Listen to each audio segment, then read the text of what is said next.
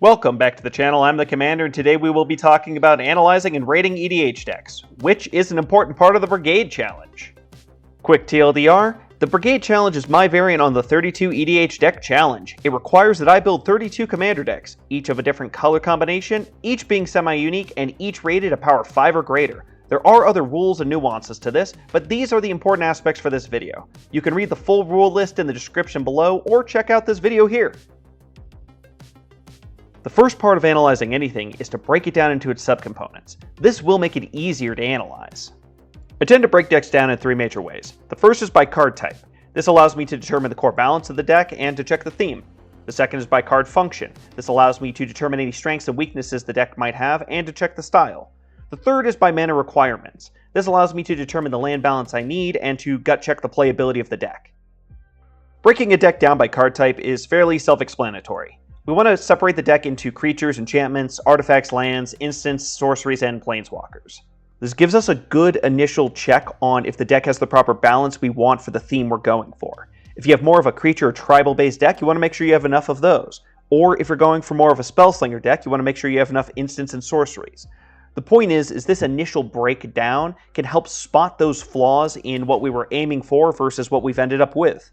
A secondary reason to break a deck apart like this is many of the digital deck list builders, such as Moxfield, chooses to split cards up by these categories. Being more familiar with decks broken out like this will allow us to more intuitively use these digital deck lists and deck builders.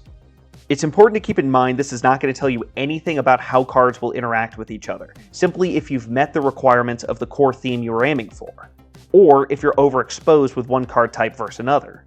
What will help us determine the interactions is checking the card functions. Unlike card types, card functions is more of an ambiguous category.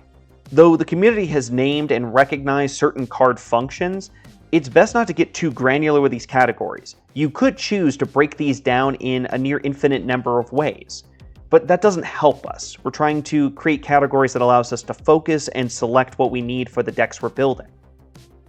I tend to categorize card functions by the following groups: mana sources and ramp, draw cycle and tutors, combo and win condition pieces, attackers and blockers, protections, spot removal, board wipes, and counters.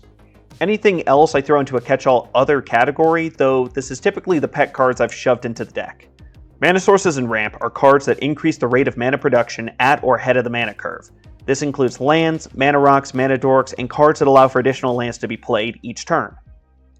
Draw cards are cards that draw more cards than they discard or consume to play. Cycle cards are cards that cycle through the top of the deck, whether it's through mill, scry, explore, discover, draw then discard, or return cards to the bottom of the deck once you're done. Cards that pull other cards out of the deck to a specific location, whether it be your hand, field, graveyard, or removal, these are tutor cards. Combo and win condition pieces are, as the name describes, cards whose primary purpose is to participate in specific combos or in progressing win conditions. Attackers and blockers are cards that are or create creatures whose primary purpose is to attack opponents or block opponents or support creatures who do either of these. Protection cards are cards that protect players' cards, the player's board, or a player's life total. Spot removal cards are cards that remove single target permanents, often things that are massive threats or that are obstructing the progression of your play. Board wipes are cards that remove many or all permanents of one or more selected categories, often to shift the balance of the game in a favorable way. Counters are cards that specifically interrupt and negate a card's activation or its abilities. It's similar but not quite the same as spot removal. Many cards will serve multiple functions and have multiple purposes in a deck. It's best to put these into the category that is either most valuable or likely to be used when playing. Breaking cards down by function like this allows us to see if the style and the balance is going to help support and complement the theme of the deck. There is a chance that perhaps you don't have enough ramp for the big creatures you have, or there is a chance that you don't have any spot removal or board wipes, in which case you're leaving yourself very vulnerable to situations that don't always initially go in your favor. There is no exact science for how many cards of each category should go into a deck.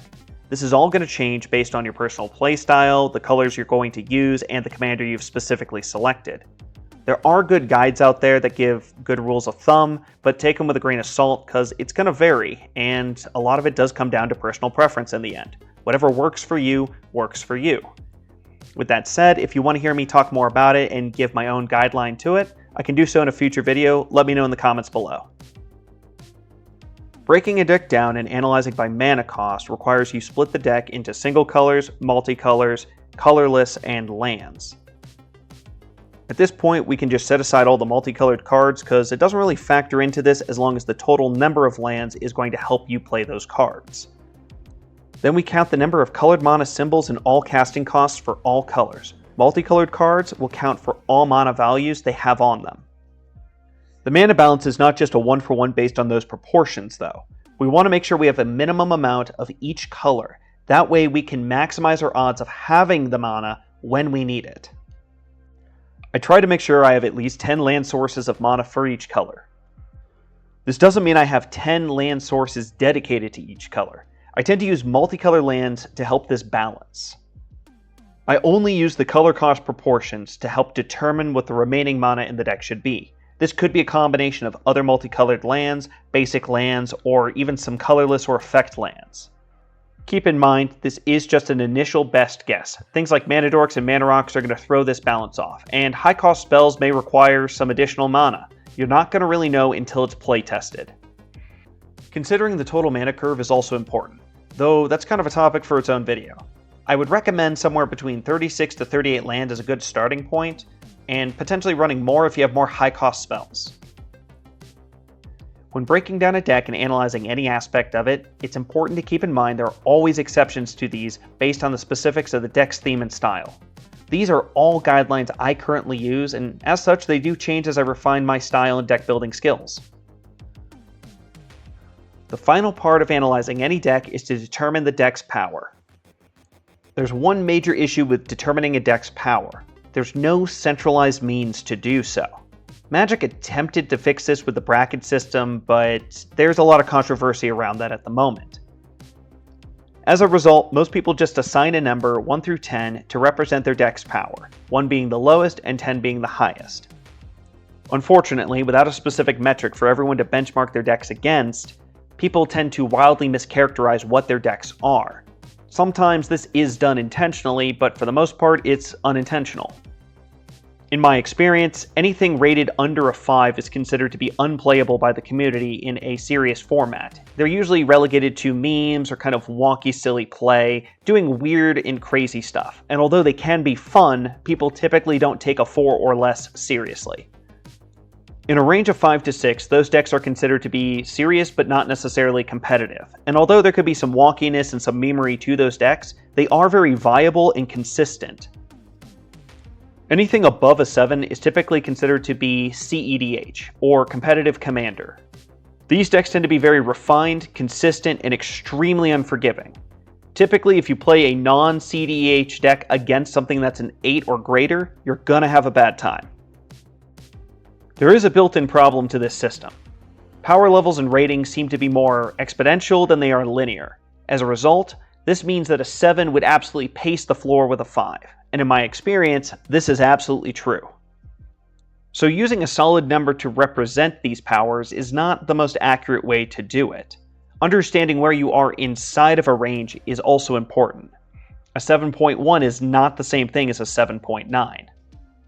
The solution I use for this problem is to use a combination of commander calculators.